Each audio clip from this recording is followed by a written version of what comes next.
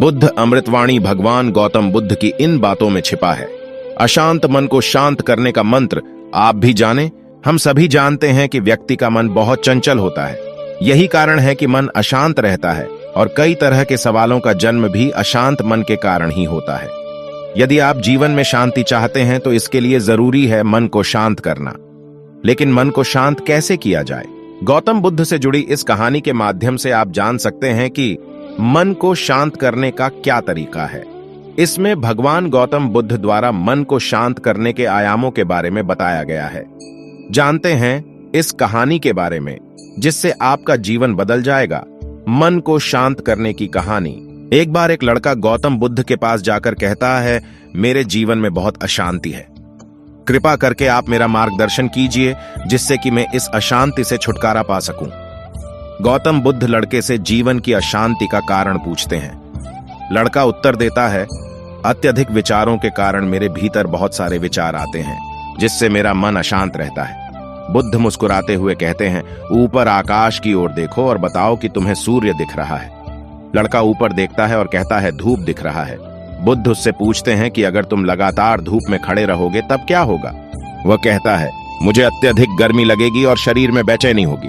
बुद्ध लड़के से कहते हैं कि अगर धूप में खड़े रहने से तुम्हें गर्मी लगती है तो इसमें दोष किसका है, सूर्य के ताप का या तुम्हारा? लड़का कुछ सोचने के बाद कहता है, इसका जवाब आप भी बताइए।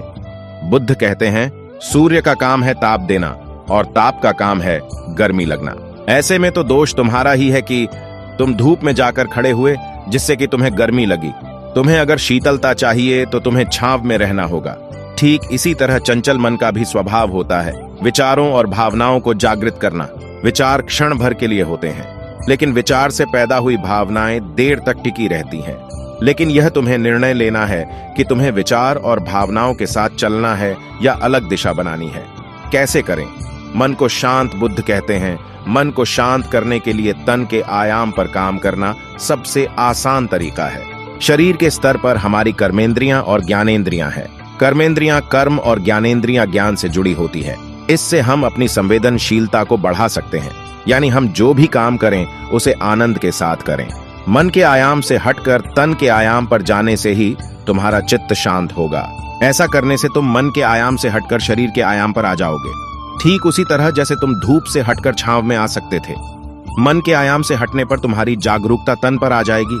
जब तुम तन के आयाम पर काम करोगे तब तुम्हारा चित्त शांत होगा। इसलिए हर काम को तन के आयाम पर करने से मन स्वतः शांत हो जाता है। अपने मन के विचार और भावना को नहीं बल्कि सुर को सुनो। लड़का बुद्ध से कहता है, अपने भीतर के सुर को कैसे सुने?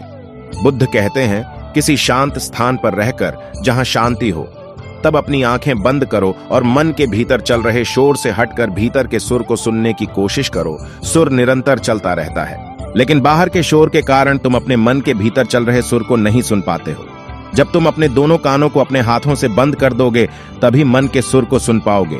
इस तरह तुम मन की अशांति से दूर हो जाओगे और तुम्हारा मन शांत हो जाएगा।